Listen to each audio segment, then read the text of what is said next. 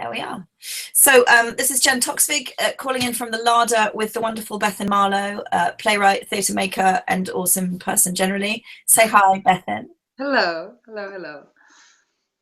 So we are here to talk about transmedia storytelling. Yes. And I should just give a little bit of background. This has come about because I co-facilitate with Rob Hartman the MA in Writing Musicals at Mount View Academy, and we are doing a transmedia project at the moment.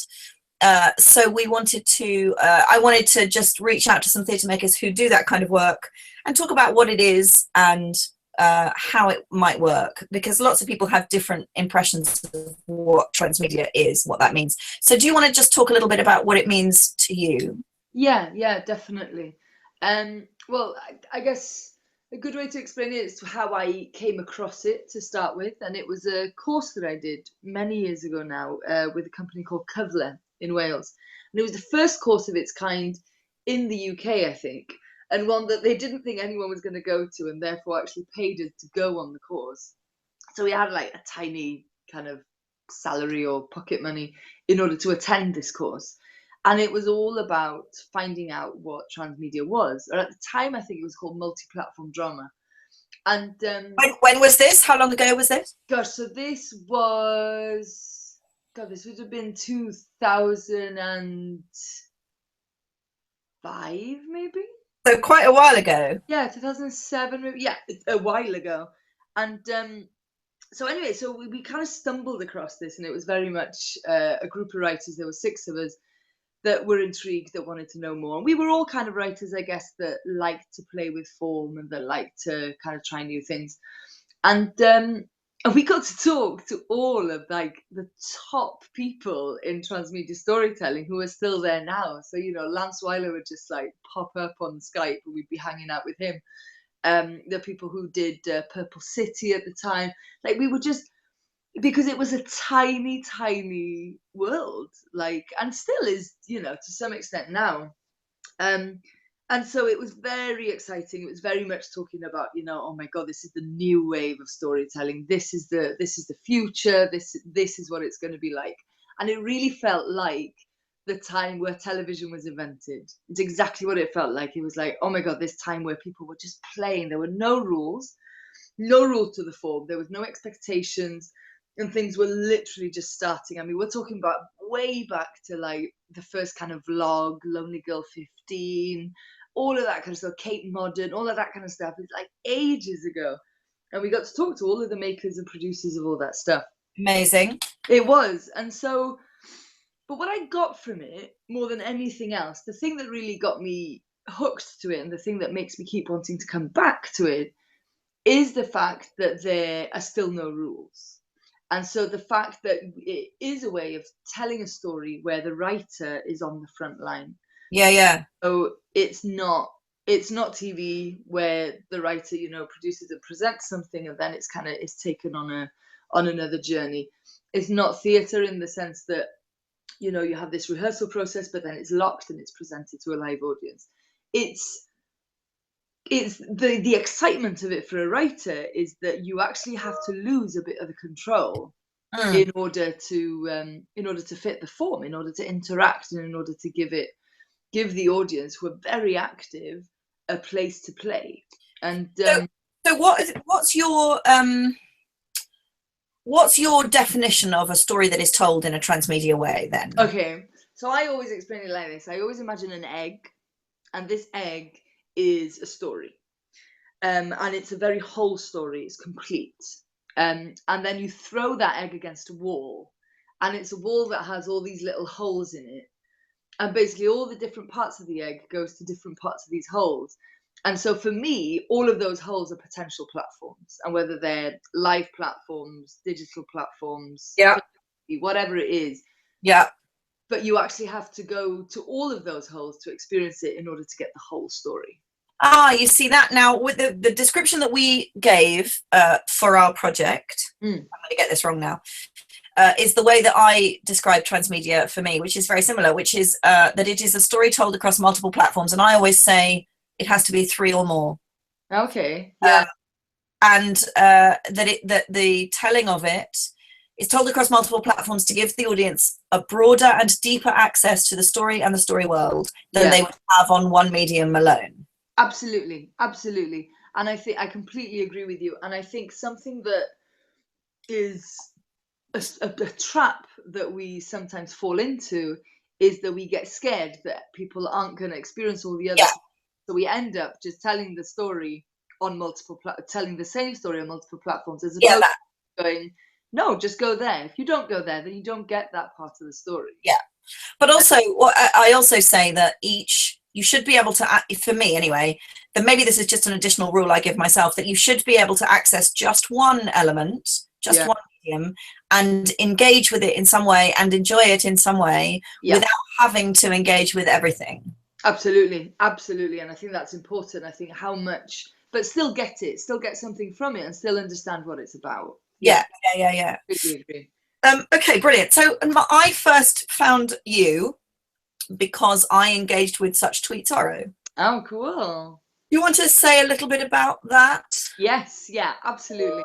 Maybe tell us what it was for the people who didn't get to engage with it. Yes. So very simply, it was Romeo and Juliet on Twitter, in modern day, with 6 characters, and with actors improvising their profiles, but within a tight framework that myself and Tim Wright had created and written.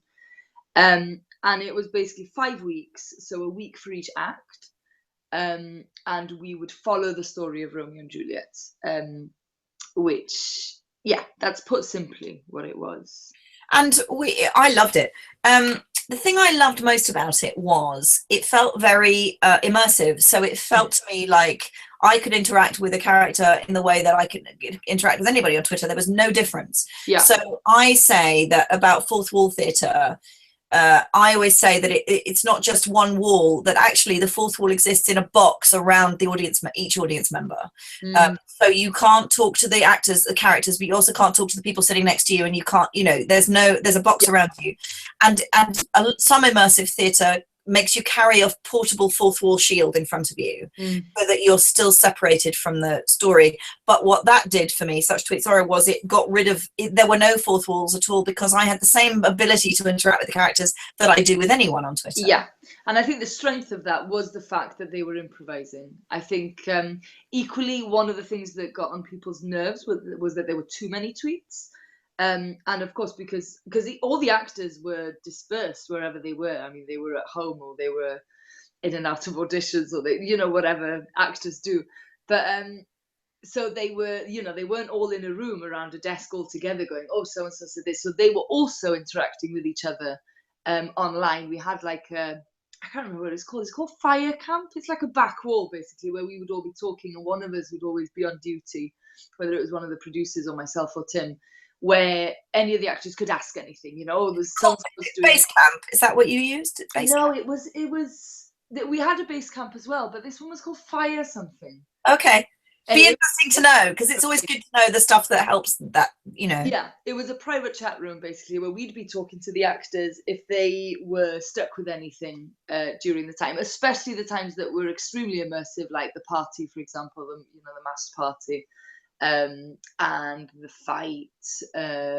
Were those moments where the actors were together physically? Was there any time? There wasn't a single time they were together. No, not at all. So it was all the opportunity that gives you such a beautiful flexibility and opportunity for people to make work for my money. I don't know why it's not been done more, because also it's something that you can do between other jobs. So presumably that has an impact on the cost implication of putting on work.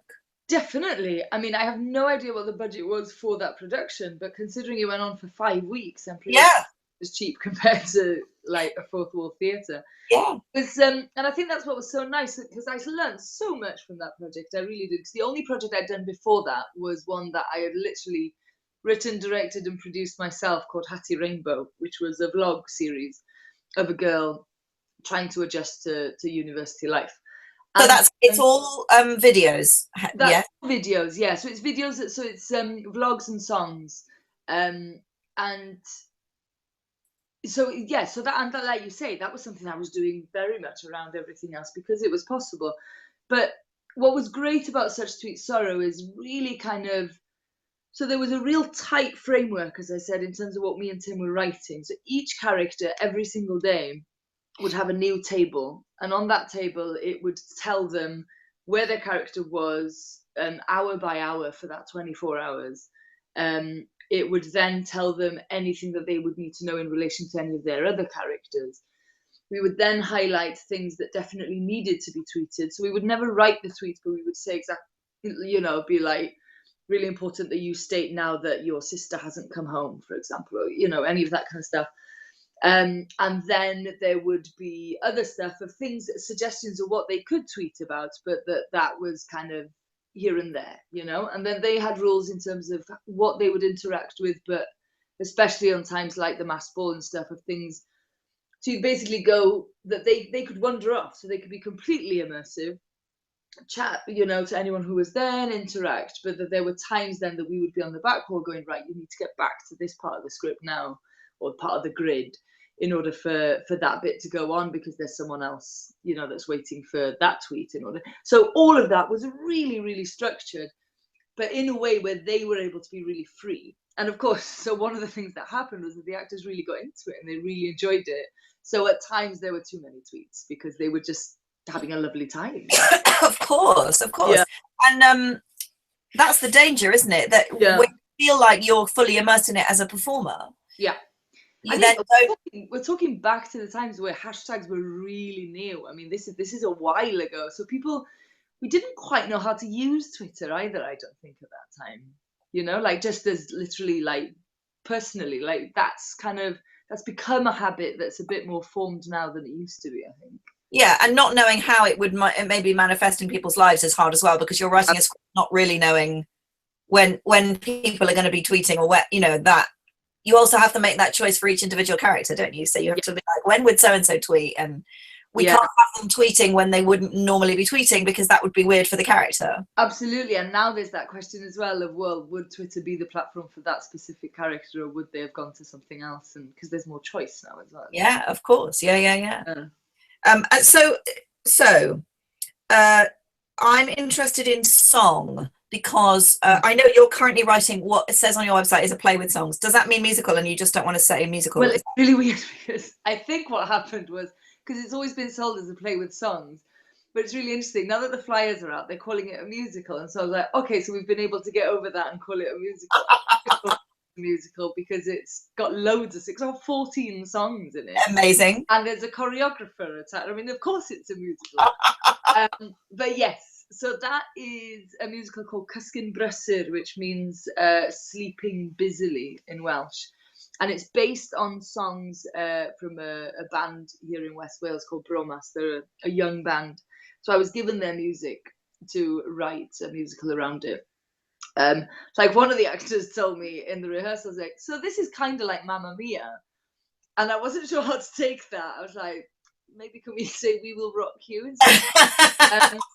But yes, so it's that kind of musical, and so it's all about because they're a very young band. It's about young people living in Wales, and just, as you know, I think it's quite universal in it's that sense of 17, 18-year-olds facing the world, and that what they know and what they're not, you know, the unknown as well. So you've taken existing songs and scribed a narrative around them, but for Hattie, you wrote stuff. You wrote songs. Yeah. So me and the actress, who's also a singer-songwriter, Annalie Wilson, we would just sit together and we would write songs. And because they were for Hattie, and because they all had kind of a comic element to them, we would be banging out these songs, and especially, of course, as well, because you were doing it, you know, around everything else and was on a, you know, zero budget. Like, we'd just be like, right, okay, so she needs a song because she's fallen in love with the St. John's ambulance man. Okay, let's go. Okay, we need a song because she's been to a Aikido class. Like, it was all just really random, and they were all really short, so there was never that kind of. And we were really lucky that Annalie is very talented in playing lots of instruments, so we decided that she would have lots of really interesting acoustic instruments, and so we would play with those. But yeah, so we just write together basically, and so as part of a transmedia thing, Yeah. because you're making very short, sharp narrative presentations, Yeah.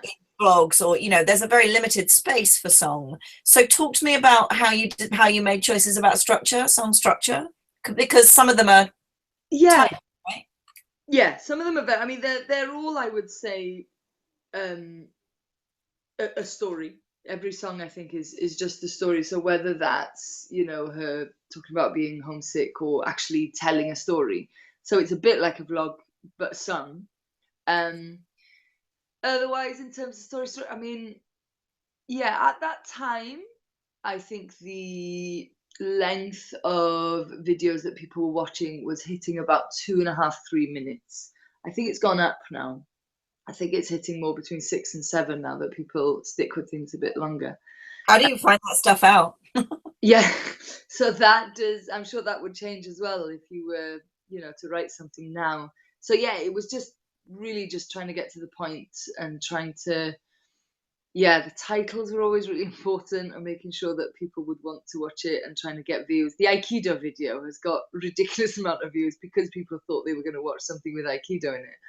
So that's really interesting. Do you look at the on YouTube? You can see how much of a video people have watched, can't you? There's stats that you can have a look at. Oh yeah, I'm not sure you could at the time actually, but you're right. Yeah, you can now. I'd be interested to know if your most popular videos from Hattie were watched only for like 5 seconds until they realised that it was something of her else. jumping around the bed in her dressing gown. Yeah, exactly. Yeah, they'd be a bit disappointed. Yeah, and I had to I think all of her videos hit between 500 and 1,000 views, and some of them went to the thousands just because of either luck like that or that it was just a one-off. But what would you say was the most successful aspect of the things about the videos that was most successful? So for example, the title is really important in grabbing people's attention. Yeah. What else for you felt like it was a really successful achievement in a vlog video? I think because at that time we were playing by the golden rule, which is that you don't tell people that this is factual. Whereas of course that's completely changed now, and they encourage you very much to say it's factual, and it actually draws people in a bit more. So we definitely, I think the strength of it, or the thing that I'm most proud of it, is that it really tapped into people that were feeling the same as Hattie from all over the world. And people that were wanting, and people that really cared for her and wanting to really give her advice and kind of really invested in, the fact that she was from TP Valley, she was 21, she was still a virgin, she was adjusting to university life, and it was all really new to her. And the fact that people were turning, who were either in the same position or at uni and showing empathy kind of made me think, well, that's great, because I'm hoping if they meet a real Hattie that they'll have the same kind of empathy, So did you set out with that intention? Did you set out going, I'm going to write a character who's a university student, and was that your intention? Yes, so the character was completely formed. Her storyline wasn't at all. We'd thought of a few videos that we wanted to say, and then kind of started seeing the pattern of what people enjoyed watching and the kind of songs that people enjoyed listening to, the parts of her life that they were interested in, and then we'd make some more. So it was done in blocks, so that we had scope and freedom basically to go and write based on their. You never started with an arc of here's where we want to start and here's where we want to end arc? No, not at all. No. And I don't think there is, even if you'd watch it now, there's definitely not. I mean, it's quite open-ended. Yeah. Did you plan a length of time? Like, we're going to do this for X amount of months, or? Yes, but more for financial reasons, I think, than anything else. I think all in all, we took 6 months, I think it was. And we had a different video going out, I think every week or every 2 weeks. Yeah, so we had the timetable all kind of put out in terms of when the videos would go out, but exactly what those videos were determined by the audience as well as from us. Brilliant. Did you do any? Did Hattie exist anywhere else other than in her vlogs? Was there a transmedia aspect to it? No, so it was literally transmedia in the fact that it existed online. So it was, okay. Yeah. So just to come back, I'd like to talk to you about all of every aspect of all of your work, and we probably don't have time for that this evening. So just to keep the focus on transmedia a little bit, although it's fascinating to hear about the writing for video, because I think that's one of the big mediums, isn't it, that people can engage with so easily. Yeah. If you use your top 3 mediums to tell one story on, what would they be? The ones that you feel are the most successful. Oh, good question. Well, my relationship with transmedia now, I liken it a lot to an apple. So what I love about transmedia is that if you have an apple, and this is your project is an apple, that you can make that apple do anything at all. If it exists digitally, you can do absolutely anything with it, and you can take it anywhere, and you can take it everywhere, and people can have some great experiences with it. But actually, I don't think that will ever compete with the sensation of biting into a real apple. And I struggle with this, which is why I both love and hate transmedia at the same time, because sometimes I get so excited that I can go everywhere with it, and then I get really angry that I can never really touch it. I can only be thinking that I'm touching. Do you know what I mean? And that really, so I would say that live is one of my platforms, definitely. I think I'm almost in a place where I would say transmedia is live performance plus 2 other medium. Do you know what I mean? Yeah. Something, isn't there, about the fact that if it's live, then the other stuff feels like a deepening. Yeah. Properly. Whereas if there's no live element, it feels like you've got a choice of 3 screens, kind of. Yeah, exactly. Yeah, and it all feels a bit, yeah. So I would definitely say live. Yeah, I would agree with you there. And then the other 2, it really depends on the project. I still think that the story needs to predict the platform as opposed to the other way around. Yeah. And so it's really important. I think apps can be really successful, but unless people know about them, then they're really difficult to find out about. Also, they're really expensive and tricky to make properly. Expensive. Yeah, they really are. I think, I mean, what's video your still is what people do online, you know. I mean, we need to remember that the people that are mostly online and engaging with all of this is a young audience, you know. We're talking 13 to 25, and you know, not exclusively, of course, but they watch videos. It's what they do. They watch videos online, and they usually watch videos of people. And so, also video, YouTube, you can link to a video with anything, can't you? It doesn't matter what platform you're on. Yeah, you can always do a video. Everybody gets how that works. And there's also an awful lot of music in those videos as well. Actually, there's an awful lot of the kind of playing with, like, lip syncing. There's an awful lot of playing with, and this is, you know, just young people in their bedrooms, but doing incredible things because, yeah, out of the editing or whatever. But it's entertaining, and it, you know, and it's funny, but it's very clever. Yeah. And then I think for me at the moment, anyway, my gut instinct says documentary. Okay. Actually, because there's still that fascination of wanting to get to the personal, of wanting to get to the, yeah. So whether it's a kind of making of, or whether it's a diary, or whether it's whatever form that is, but we still love hearing about the, you know, what's happening behind and how it's. Is it because there's a reality to that is thrilling? Yeah, it could be. Yeah, and it's like you can imagine yourself there. You can try and put your own shoes there. I'm seeing your books on the shelf there, and I'm thinking of Pottermore, the world that they did there. So, you know, game as well. I mean, interactive kind of social game, that kind of Second Life, all that kind of, is very popular. I mean, again, it's expensive. It's a whole other thing that you need to be aware of and stuff. But I guess the thing now as well that seems to be the new big wave, and is going to be the next new big thing, is VR, virtual reality. And it seems at the moment, the way they're talking, that transmedia was the mini disc generation, and VR is going to become the CD, you know. They keep promising that, don't they? They keep promising virtual reality like it's a thing that's around the corner tomorrow. Yeah, exactly. Yeah, I mean, it's what comes from that. What's your experience, just to go back through those things a little bit, what's your experience of building apps for Transmedia? Have you done it? I haven't gone all the way in building an app. No, we've created some games that exist online. But not ones that are exclusively apps. No, I looked into it recently. I've been working with the young people of BME communities in Swansea, and we were thinking of a way that they wanted to tell their stories. And they were all kind of secret stories of Swansea and ones that aren't heard. And so we really wanted to do an app where the story would basically was linked to a GPS. So when you would walk around Swansea, that the story would kick in.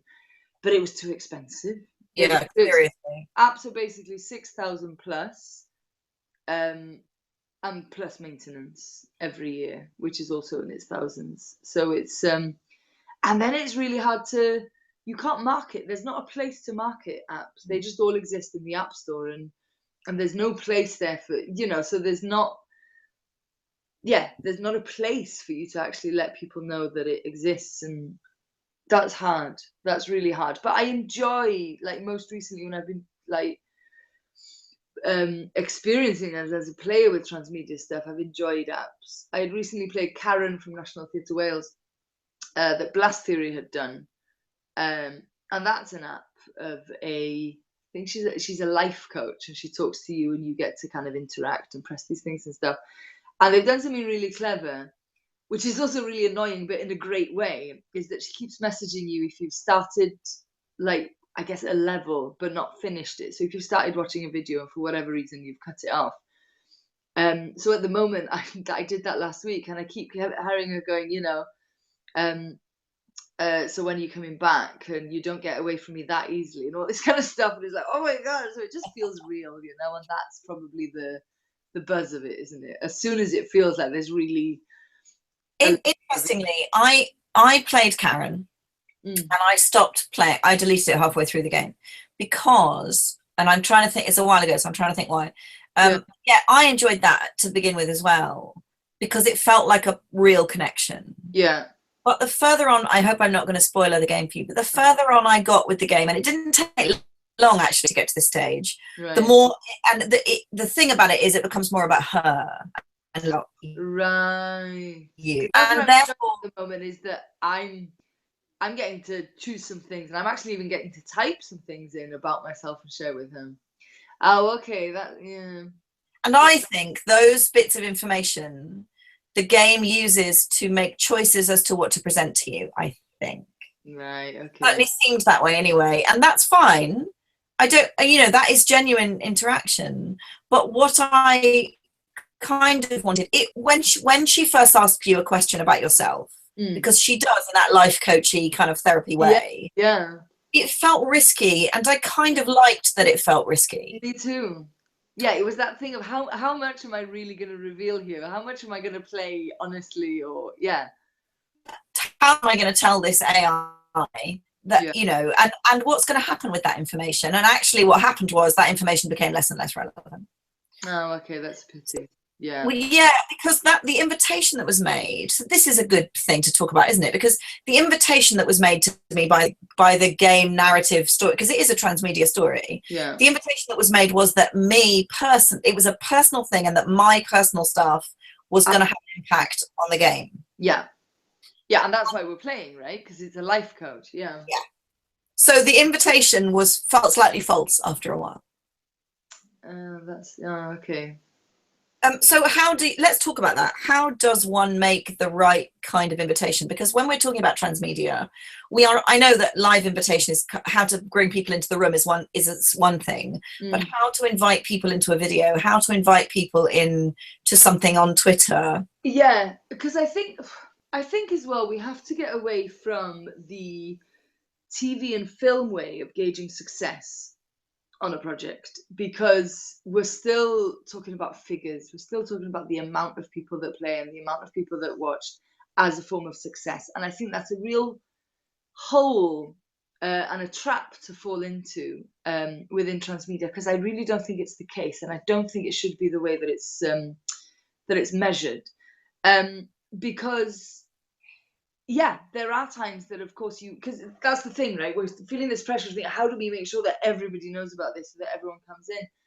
And I don't know. I mean, of course, we can do all the stuff that we usually do in terms of, pitching it to the right people and creating a Twitter profile and following as many people as we can and making a lot of noise about it and hoping that some of it sticks. But I don't know. I mean, the more and more I get on, but I mean, I guess mine anyway is a bit of a, even I'm thinking about theatre as well and how difficult that is.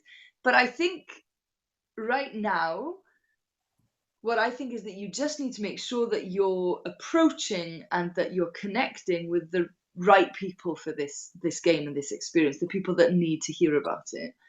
And hopefully what will happen is that if it's good enough, then that the ripple effect will happen after, if it needs to.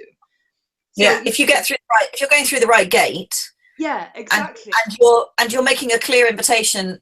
So I feel like Karen reached out to me and I was the right person for it to reach out to, because I loved that kind of risky thing. And then I feel like it didn't follow through on that so much. Yeah, and that's a pity. But it's exactly that. And it's making sure that it feels like a genuine invitation. It makes you, basically, you want to feel a little like you've been headhunted. We have egos online. We have quite big egos online. And so it's having that thing of just, of feeling, okay, well, this person's found me. This person has gone out of their way to think, I think you would like this. Yeah, because then if you get that right person, then if I am that right person and it hits me in the right way, I tell everyone about it. Yeah, exactly. And the kind of like whitewash thing, trying to get everyone and stuff, I don't know if it holds. I really don't, because it's such, your relationship with your tablet or your phone or your computer is such a personal one. It's a one-to-one thing, as opposed to watching TV knowing that you're watching it with the rest of the country. And I think so the approach back needs to be like that as well. So it either needs to be intriguing, it either needs to hook you, or it needs to feel personal, I think. Yeah. And that's the thing about openings of the writing as well, isn't it? Because like in a musical, there's a big opening number, and the purpose of traditionally, and the purpose of, I say that like I write musicals like that, which I often don't, but there is a tradition that an opening number sets up the community that we're in, and the rules of the piece and the way it's going to work, and we meet the people who make up that community, and we see where everybody's going to sing, or whatever. So traditionally an opening number goes, welcome to the world, here is what it is. I literally once wrote a show that started with the words welcome to the world. Anyway, so is that different when we're doing tiny form stuff? How is that different? Well, I think that's the challenge, definitely. And I know that it's a big question now in virtual reality, because it's 360 of how do you explain the world, and how do you make sure that everyone comes into it in different ways without telling them what exactly they have to do and in what order. So it's definitely a challenge, but I think I always think of it as, if this is my story, that I've got different portals of getting into it. And so all of those experiences feel genuinely necessary, and also that you're genuinely getting a taste of something, but from a different perspective. So it could be from the eyes of the point of view of someone different, a different character. It could be from a different side of the world, or whatever it is. But to still, you just need to find out exactly what information the player needs to have at the beginning, and then the rest can kind of come in a different order. I don't think that matters, but it's really important at the beginning that you've got that feeling of, right, where am I? What am I doing? Why is it here? What am I doing as well? Yeah, how am I interacting? Do you think there's something about media that allows different people to access a similar project? So, for example, is there any mileage in me if, say, I write pop? I do occasionally write pop songs. Say I wrote a pop song, but I also wrote it as a musical theatre song, and I also wrote it as a heavy metal song. Right. Because I wanted to reach 3 different audiences of people. Do you think there's anything in transmedia that makes it so that if I go to live theatre, I will go and engage from that portal? But if I don't go to live theatre, but I'm at home online, I will engage through the video. And if I don't engage through the video, but I do read books, I will read the novel that lands in my lap. Do you know what I mean? Do you feel like Transmedia does that and therefore can attract a diversity of audience? Definitely. And I think that's the excitement, isn't it? It's that feeling of community. It's that feeling of being able to to get lots of people together in one place, even though that we're not virtually there. Do you think we are together in one place? I think it really depends. It depends on what's happening. I did a project with the BBC and S4C called Puck. There's this long-running Welsh soap called Pobl y Cwm that is on S4C but owned by BBC. And so it was basically a spin-off of that. It was kind of looking into the younger, more after dark kind of stuff that happens within that world. And so the platforms that we had, so we had episodes or webisodes up, and then there were a couple of blogs. There was also an animation, but we also had Facebook profiles for the two main characters. Now it was a trans love story, and what happened was that so basically in one of the webisodes, the girl finds out that she's been dating a trans guy, and so the webisode finishes. But then you needed to hop over to Facebook, which we never told anyone. I mean, this is just because people were then following them on Facebook to watch the last scene, basically, which was them having an argument. But what was happening, which was great, and we were actually all around the table, typing all this in with different characters and making sure that everything was in place. But that the community, so the people that were following them on Facebook, started coming together and started kind of like arguing with the characters within their argument. So instead of watching their argument, they started chipping in. And so, and so it all opened up. And so it really very much felt that everyone was kind of together there and having a conversation and part of that scene, even though we were, slipping back into script and then going off and then, right, but you need to come back into this. And it was all written, but there was scope there for it to...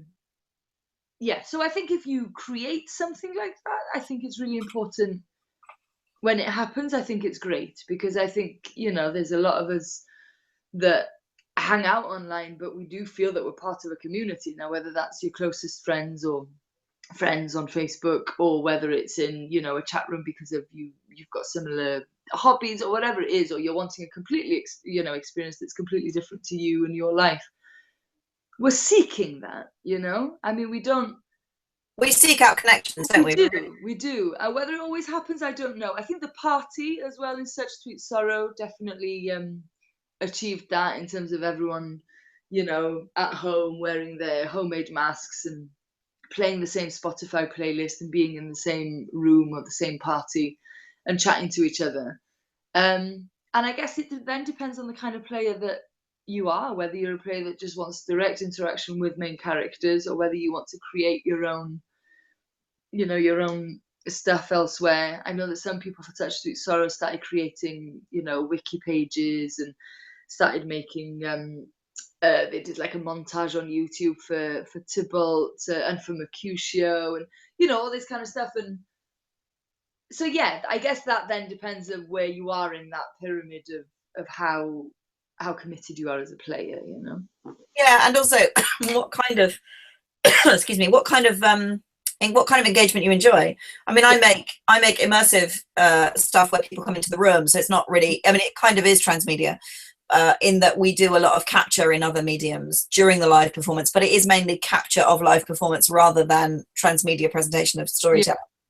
But I do have to make provision within because it's a lot improvised and devised work, I have to make provision for the audience members who just want to stay at the side and watch and have that portable fourth wall riot shield in front of them, and people who want to come up and have arguments with the characters. You have to kind of make provision that any and all of those things are welcome in the space and facilitated. Nice.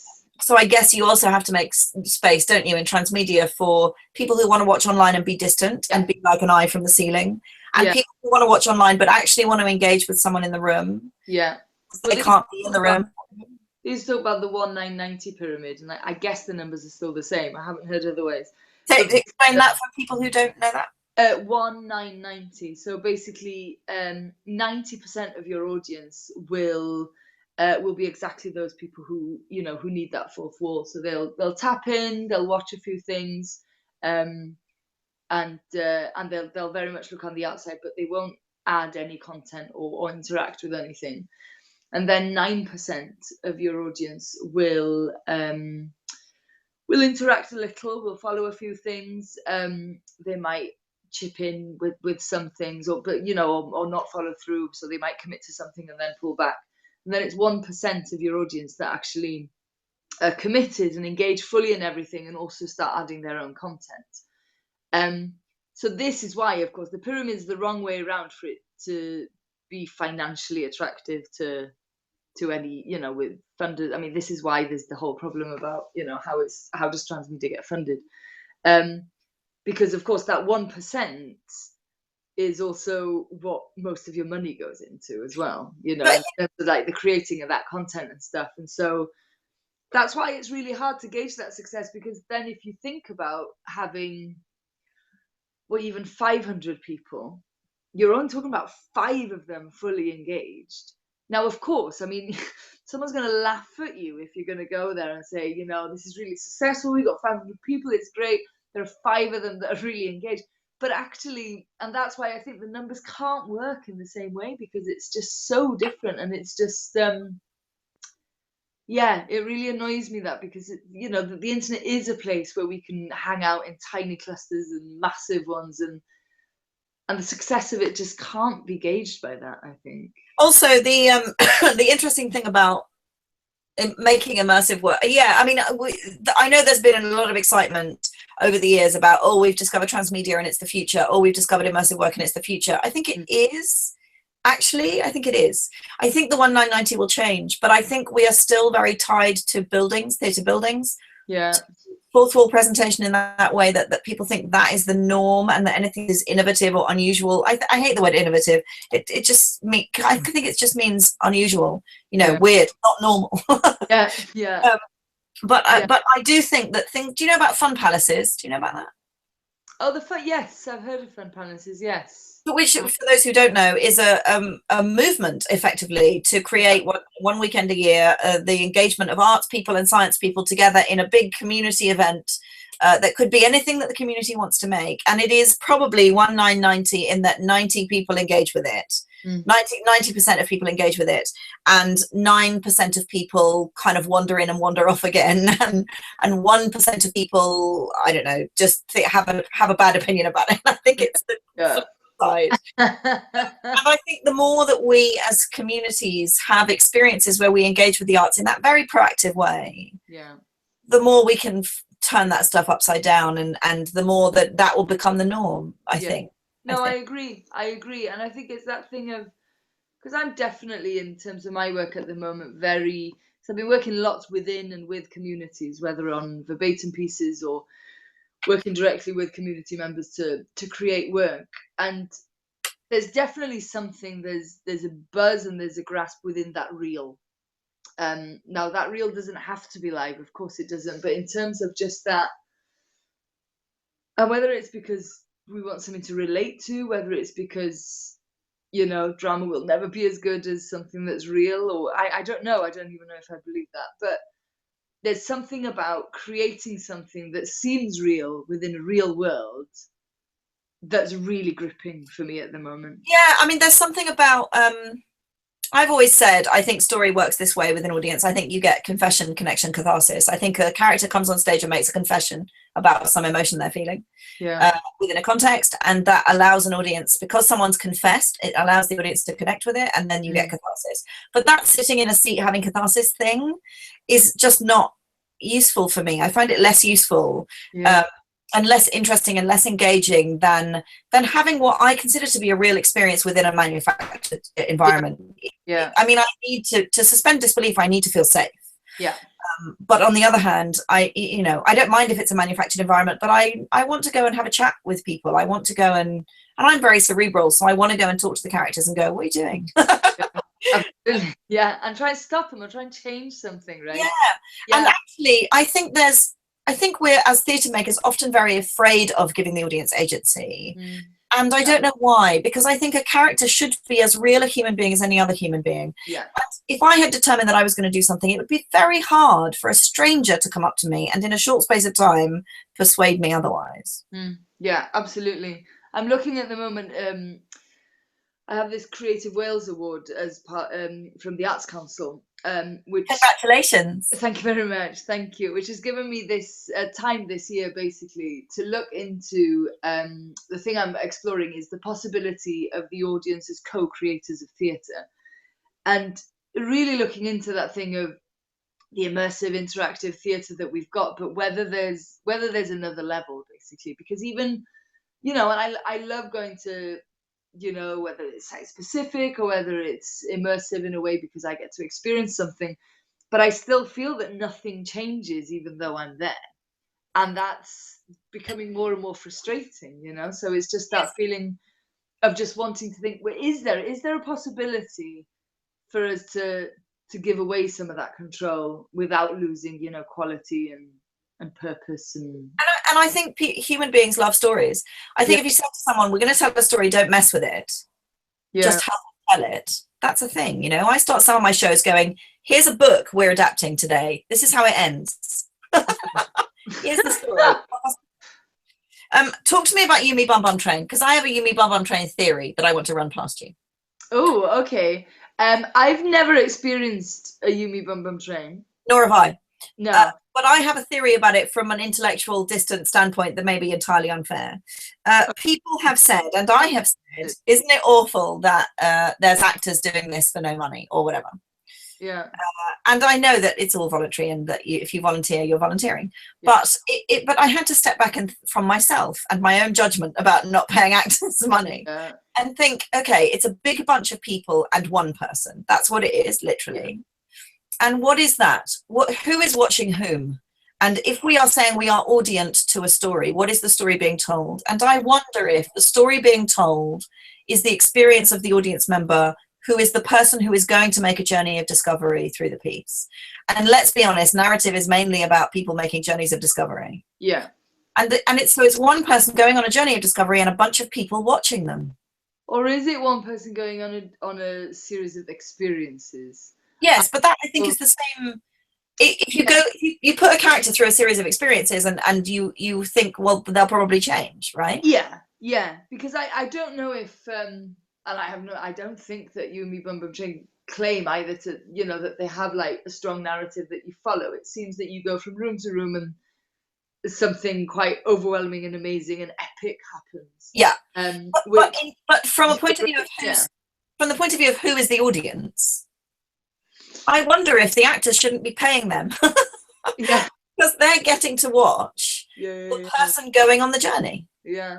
So for me, it might be that the audience, that the cast in You Me Bum Bum Train are the audience. Yeah, the audience, yeah. Who are co-creating theatre, in that they are creating and facilitating and observing the journey of the person. No, that's interesting, yeah. Or are they all players? Or are they all players? Because they're all different every time. Yeah. So that's my new psychological struggle with You Bum Bum Train. Can I ask you what you're doing with your exploration on the audience as co-creators of theatre? Do you have a plan? So, I'm taking 3 different I'm starting with 3 avenues, which I'm hoping will then just sprout into lots of other ones. So I'm looking into LARPing, live action role play. I love LARPing, but particularly Nordic LARPing. Yay! Yeah, which is it's been great. It's been a real eye-opener. So it's basically, Nordic LARPing is much more based within reality, really, as opposed to, your fantasy, big battle reenactments, kind of people fighting with swords in the woods.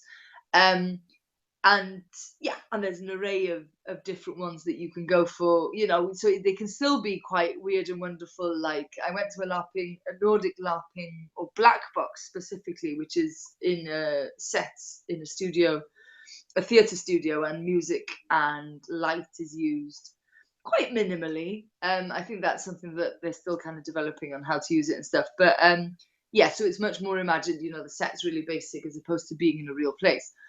And so yeah, so it goes to weird and wonderful places. Like you could, there was one called, was it called I'm a Puppy or something Puppy, where literally it was a room full of people being puppies, Amazing. but working on their characters and stuff. But yeah, I tend to always go towards the tragic dramas of, you know, euthanasia or breast cancer, or yeah, they just, yeah, for some reason it's yeah, that's what. So when you said Nordic LARPing, I was thinking people in the woods wearing big fur coats with horns on their heads. Oh, interesting. Yeah, so no, it's and spears. It's really it's really exciting actually, because it feels, because they're all, well, mostly original content as well. So it's not, because a lot of LARPing used to be, you know, based on some kind of like, you know, cultish film or something, you know, something that already had a following.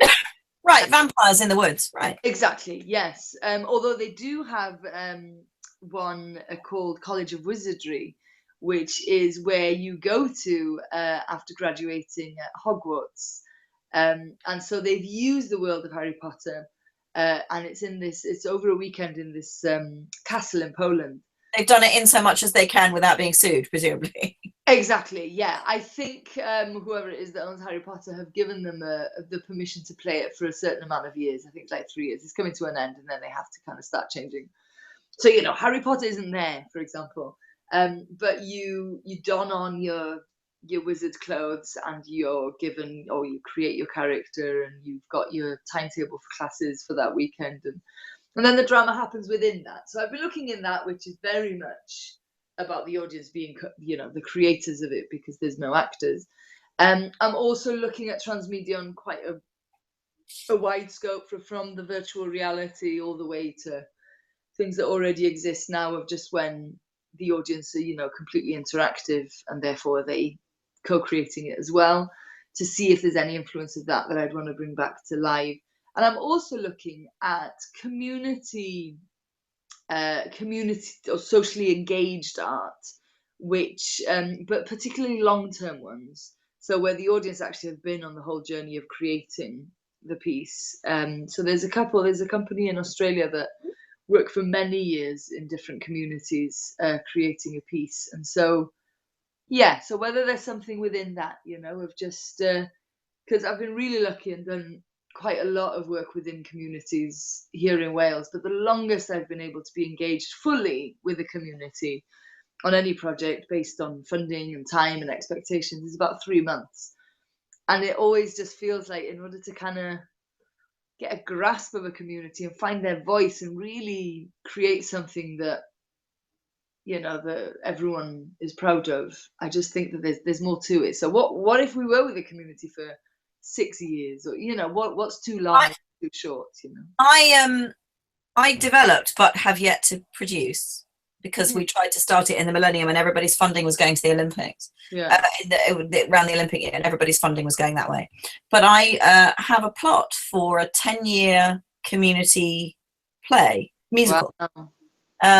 And it's an annual event that everybody knows is coming up at a certain time of year, and we engaged with local press to cover it, so to have a pretend correspondent publishing continuous news articles throughout the year about characters, and so we could keep people updated with the storyline between the big events every year. And we engaged with local hotels, local shopkeepers, to get everybody into the mood of doing it, and to get them hopefully creating their own characters in the world. So we'd have a tiny core of professionals who would come and play those parts, and then everybody else was, you know, the kingdom.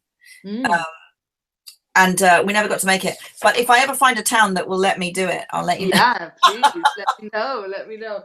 There's one that happened apparently in Italy, someone was telling me, that went over a few years, and it absolutely just sucked people in. I think there were about 50 players in all, but it completely took over their life, and these people now still have this bond that they claim is just unbreakable. Like they've been on this experience and this journey that they can't really explain to anyone else, you know. It's incredible. Yeah. And what's lovely about it is, if a local person is playing a character and you see them in the shop, they are both the local person and the character simultaneously inhabiting the same space. Yeah, exactly. Which is wonderful. Yeah. It's the thing I love about theatre and immersive theatre is that if you're talking to a character, you're talking to the actor and to the character. And as long as you specify who you're asking a question of, either one of them can answer. Yeah. And that I find brilliantly exciting. It is. Just to bring us back around to Transmedia, because I'm aware also that I'm taking up a lot of your time, for which I'm hugely grateful. Thank you. This is really wonderful. It's nice. I wanted to ask you about. I wanted to ask you if you could give me 5 things that you think are crucial to properly telling a story in a transmedia way. Is that a thing? Can you do that? It doesn't have to be 5. A bunch of things are really important. Yeah. I think the most important thing is that the story chooses the form. Definitely. Yeah. As opposed to the form choosing the story. I think the story is still king. The story is still key of just knowing what do I want to say, who do I want to say it to, and then finding your platforms to reach that audience. I think that is really, really key. So what if I think to myself, I really want to write a play on Twitter? Is that not a thing? You really want to write a play on Twitter? Because... I don't know. What if I say, oh, that Such Tweet Sorrow thing, that was great. I'd love to try that one day. Is that less of a good approach? Yeah. But the purpose of Such Sweet Sorrow was to engage, because the RSC wanted to engage with a younger audience. They weren't, their demographics of who they were engaging with. They had a big hole, or much less numbers for younger people. And so they were like, right, well, how do we tell this? Where do we go to tell this story? And they knew what story they wanted to tell, of course, because they knew they wanted to tell Romeo and Juliet. Yes, they knew which one would work, I guess. I mean, I'm sure many others would. So yeah, no, I would still say that it needs to be more than that. It needs to be really knowing what the story is. And that's, personal thing. Probably as well, I mean, I don't know if this is specific to transmedia, but it definitely is, especially within transmedia, is that your main character needs to be a massive hook for people. Yeah. It's still very often that it's... that you're following someone, because otherwise you won't bother going to another platform. You won't bother wanting to see more. So that main character is really, really key. And it's not necessarily that you need to like them, but it's, it's not that they have to be the most likable person in the world. It's just that they need to be gripping. They really do, I think. That's great. Or? I think play, because I think there are no rules. There really are no rules in terms of length. There are no rules in terms of how you film it. Like if you see a film, whether it's on your phone or whether it's on a massive cinema screen or whether it's projected on a castle, it's a film because it looks like a film. The same with TV. It's soap because it looks like a soap. Transmedia doesn't have that yet. Like any video content online doesn't have that yet, where we look at it and go, oh yeah, this is a transmedia project. We don't have that yet. So I would say really play with that. It has no rules of form. That's lovely. That's really lovely. Yeah. And that's really important. What else? Engage. I guess lose control. Be willing to lose some control in order for that immersiveness and that interaction to happen, and actually let it affect you. Because some people start a story. So LonelyGirl15, for example, which was a vlog about a young girl, started with literally them just wanting to explore the voice of their main character for their film. That's why it existed online. And then all of a sudden people were engaging with her, and so they literally made a decision, right? We can either just stop making these films and go on with making the film, or actually let's give the audience what they want and let's take it down that route. So I think, engage and listen. And number 5, I guess it's that, like we've been talking about, that feeling of, it being risky. I think it needs to have a bit of danger to it, I think. Because it can, we've kind of got nothing to lose because no one's making millions here. So It's not like there's an Oscar for transmedia work, is there? No, exactly. So whilst we're trying to figure out how to make this, you know, something that is a household name or success, then we might as well really just play dangerously, I think. Also, it's not about the money, is it, really?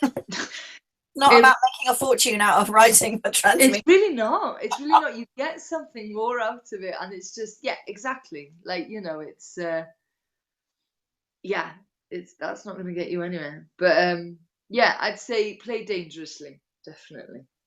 Yeah. That is so wonderful. I'm writing these down, and I'm going to tweet them in a minute. Thank you so much. I might retweet you. Yeah, please do. Listen, I'm so grateful that you joined me for this. Thank you so much. I am in awe of your work and follow it very happily and joyfully online. Thank you so much. Please stay in touch with the Larder and let us know stuff you are doing. Yeah, definitely. And the next time you're in town, come and visit us for a cup of tea in the writing room. Yeah, I'd love to. I'm really intrigued about what you guys are doing. I think the very fact that you're doing transmedia and musicals in one place is fab, actually. Do you know? There's certainly no rules about musical transmedia. No, definitely not. So yeah, and you know that's lovely. So it feels like it's a really really great, exciting place. So yeah, the students must be really lucky to have those challenges. And yeah. When there's stuff online for you to have a look at, will you have a look at what they've done? Of course, I'd love to. Thank you so much. Thank you so much. It's lovely to chat to you, and I will stay in touch. Thank you. Thanks, Sarah. Bye. Bye.